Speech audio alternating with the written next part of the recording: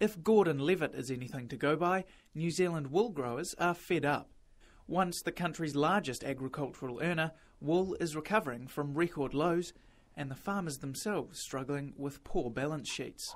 Add natural disasters into the mix, and the picture becomes clear. It's an industry in need of a shake-up. Gordon Levitt farms at Wellsford, just north of Auckland.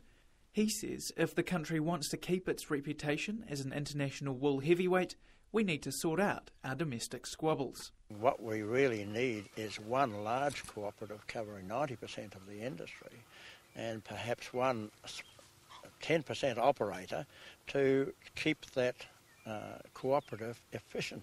Wool Grower Holdings Chairman Jeff Grant and Wool Partners International CEO Ian Abercrombie are the two men behind the push towards a farmer-owned wool co-op.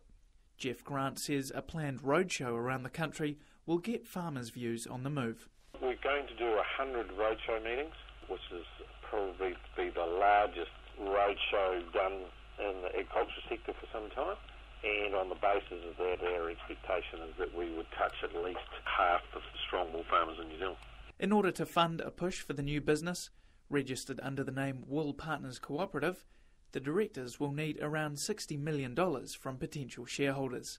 Gordon Levitt believes that's $60 million more than farmers can spare. A lot of them are just so disillusioned that, as I said, there's nothing wrong with the product. It's just the marketing has been so bad, and the industry is so bled dry that I cannot see them being able to raise 10 million, let alone 60. With more than 12,000 wool-growing farmers nationwide, the co-op would need about $1 for every kilo of greasy wool supplied, by about half of those members.